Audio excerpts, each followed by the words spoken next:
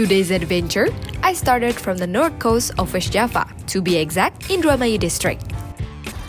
Hari ini saya mau mencoba peruntungan untuk kita menangkap ikan dengan teknik tradisional. Kalau di sini nama ikannya ikan remang. Semoga aja dapetnya banyak.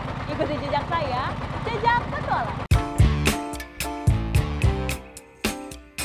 The locations we are heading to is not too far from the beach.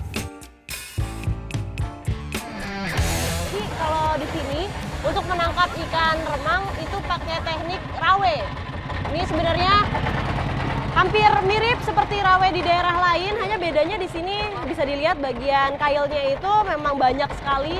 Ada juga sampai 500 kail. Kalau pakai teknik rawe, kita pakai umpannya bisa pakai umpan ikan dan juga bisa umpannya udang. Nah, lebih bagusnya lagi kalau umpannya itu masih hidup. Kalau dia masih hidup, otomatis ikan yang mau kita dapetin juga seneng untuk ngejarnya. Jadi ada kemungkinan besar kita dapat. Good luck today to us.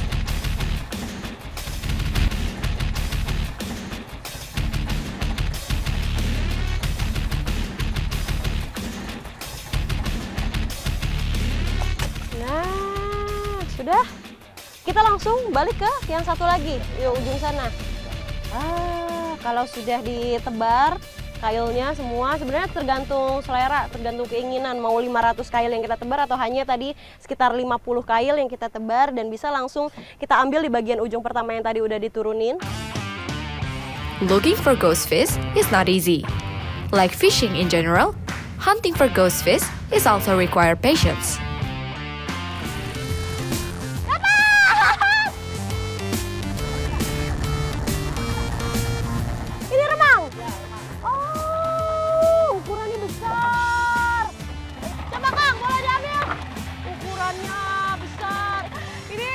Beratnya hampir 2 kilo. Panjangnya ini kira-kira 1,5 meter ada ya? Ada ya. 1,5 meter. Effort does not betray result. Let's hope the next hooker catches fish too. Dan kalau kita lihat memang bagian giginya, ini cukup berbahaya. Kalau kita sampai terkena giginya pada saat nangkep, itu jari kita bisa putus.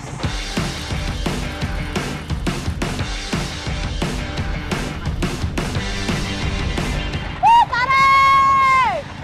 Tarik! Wow. Hati-hati. Dapat lagi. Ini nggak heran kalau nelayan di sini memang lagi musimnya ikan remang, jadi kita sekali mendapatkan itu bisa banyak. Tapi mungkin kalau pakai teknik rawe ini peruntungan lagi berbicara, kadang beruntung, kadang tidak. Dan sebenarnya ikan remang ini mirip seperti ikan layur, hanya bagian tubuhnya jauh lebih bulat dibandingkan ikan layur yang tipis. Dan juga habis ini saya mau langsung bawa ikannya, karena di bagian ikan ini ada yang dimanfaatkan sama masyarakat di bagian tubuhnya tentunya ya. Ikuti jejak saya, jejak petualang.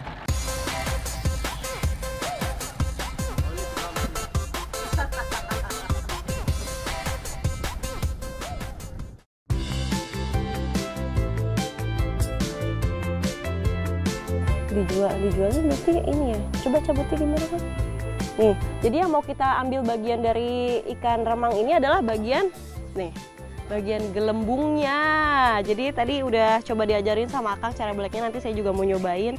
Dan sebenarnya gelembung ini biasa juga disebut dengan fish mouth, dan juga fungsinya di dalam ikan ini supaya ikannya itu ketika berada di dasar air dia tetap ngapung, nggak perlu berenang, jadi tetap stabil.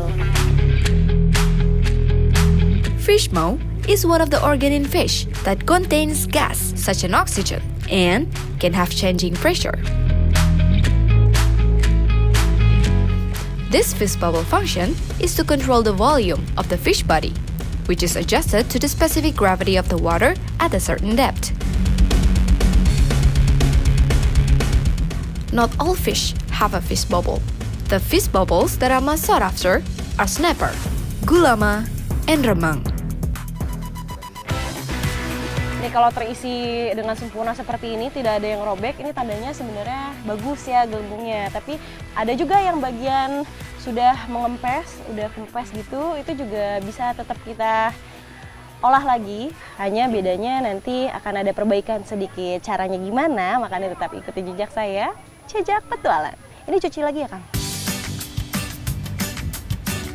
Nah, ini saya lagi diajarin sama Bu Nani gimana caranya gelembung yang kempes, terus kita bikin berisi lagi. Caranya itu ditiup pakai alat sederhana, pakai sedotan seperti ini, terus nanti langsung dijepit di bagian lubangnya. Habis dimasukin ke dalam lubang kecilnya seperti ini, langsung kita tiup. Gini ya Bu ya?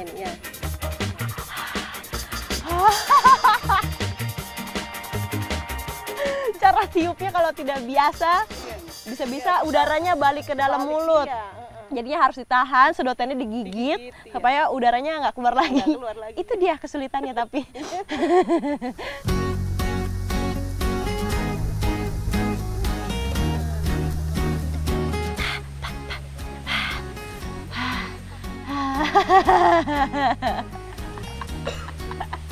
Ibunya ngetawain.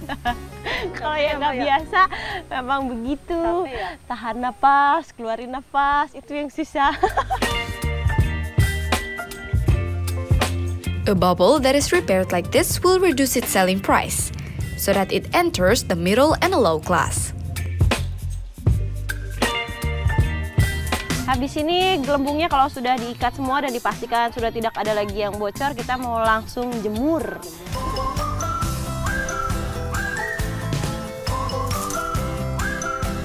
Karena dia kulitnya ini kalau di bagian tengah lebih rentan dibandingkan yang atasnya. Jadi bagian jepitnya supaya dia lebih kuat menahan, kita jepitnya di bagian sini. Begini.